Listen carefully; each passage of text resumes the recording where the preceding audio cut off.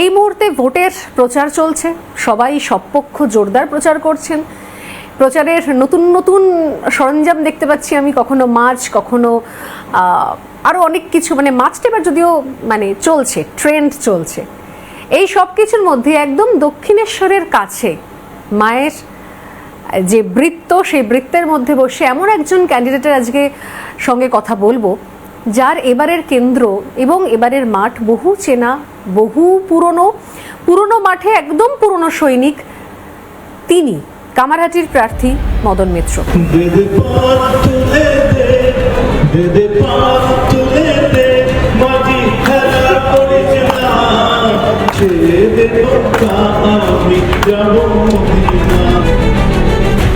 আমি বেস্ট 11-এ নেই, but I am the mentor of best 11।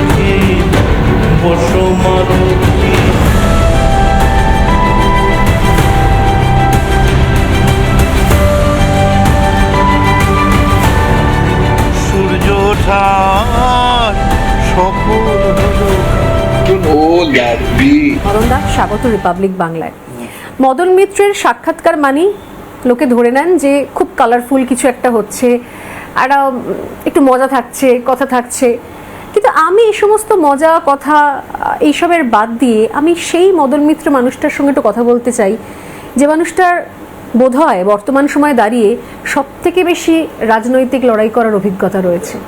বহু বছর পেরিয়ে গেছে, গঙ্গা দিয়ে হোক বা টালিনালা দিয়ে হোক প্রচুর জল গড়িয়ে গেছে।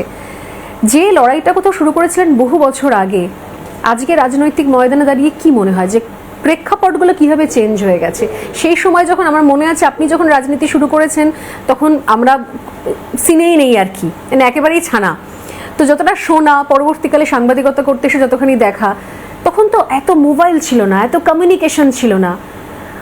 রাত জেগে অপেক্ষা করা, এক একটা করে প্ল্যান, সিপিএম এর বিরুদ্ধে তখন লড়াই। আর সেই সময়ের সঙ্গে এখন যে রাজনৈতিক লড়াই, এখন যারা নতুন নতুন নেতা, বা এখন যখন আবারও ভোটের প্রচারে একদম ঝাঁপিয়ে পড়তে হয়, কোথায় পার্থক্যটা কোথায় লাগে? প্রথম হচ্ছে যে এই মুহূর্তে যারা সিনিয়র মোস্ট পলিটিশিয়ান আছে, তাদের মধ্যে আমার থেকেও অনেক সিনিয়র অনেকে রয়েছেন। কিন্তু এ ব্যাপারে কোনো সন্দেহ নেই যে আমিও দীর্ঘদিন রাজনীতির সঙ্গে যুক্ত রয়েছি। একদম।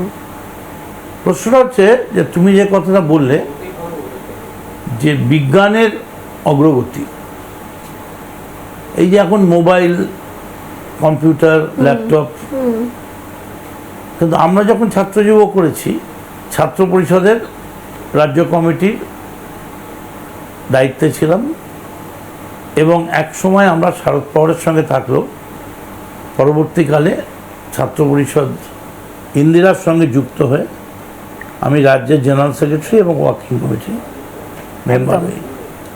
তখন আমরা যে পোস্টার পৌঁছতে যেতাম, আমি আরেকজনকে নিতাম, ভাড়া কে দেবে?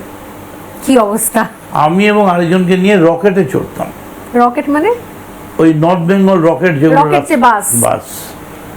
তার মাথায় যে কন্ডাক্টর, তাকে কিছু পয়সা দিয়ে 20-30 হাজার পোস্টার তুলতাম, মানে বাসের মাথায়। তারপরে বাসটা যখন কৃষ্ণনগর আসতো, আমরা তরকারি রুটি খেতে ঢুকতাম। সেই সময় 5,000 পোস্টার নামিয়ে কৃষ্ণনগরের যে ছাত্র নেতা, সে আমাদের থেকে নিয়ে নিত। আবার বাসে উঠে পড়তাম, ভোররাত্রি নাগাদ গিয়ে বহরমপুরে পৌঁছত। তখন আবার বহরমপুরের নেতা মুর্শিদাবাদের পোস্টার নিয়ে নিত। এই করে মালদা যেতাম, মালদার পর বালুরঘাট। তারপর আর সেদিনকে যাওয়া যেত না, কারণ ভোর হয়ে গেছে, আর অর্ধেক গাড়ি তখন শিলিগুড়ি যাচ্ছিল না।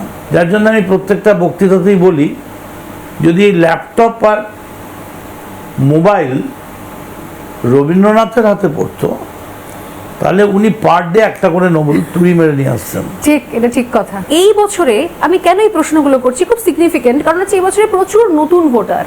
তো মদন মিত্র অ্যাকচুয়ালি মানুষটা কে ছিলেন, কি করেছেন, কোন লড়াইয়ের সাক্ষী থেকেছেন? মদন মিত্র যে শুধুমাত্র ফেসবুক লাইভ, ও লাভলি বা বর্তমান সময়ে যাকে দেখতে পাওয়া যাচ্ছে শুধু সেইটুকুর মধ্যে নয়, দলের প্রজন্মের ক্ষেত্রেই হয়তো অনেকে জানে না সেই পুরনো গল্প, পুরনো লড়াইয়ের ইতিহাসগুলো। এবং তখন মমতা বন্দ্যোপাধ্যায় একদম তরুণ নেত্রী, আপনি তার সঙ্গে এখনো যখন মনে পড়ে স্মৃতি রোমন্থন করতে শুরু করেন, তখন কি মনে হয় সেই সব মুহূর্তগুলো কতটা চ্যালেঞ্জিং ছিল? যখন কোনো কাজ থাকে না, তখন গরুর জাবর কাটার মতো স্মৃতি রোমন্থন খুব কাজে লাগে, বেশ টাইমটা কেটে যায়। নানা ধরনের কন্টেন্ট দেখার জন্য লাইক করুন, শেয়ার করুন আমাদের ফেসবুক পেজ, সাবস্ক্রাইব করুন আমাদের ইউটিউব চ্যানেল। পাশাপাশি অন্যান্য ব্রেকিং নিউজের জন্য অবশ্যই চোখ রাখুন রিপাবলিক বাংলায়।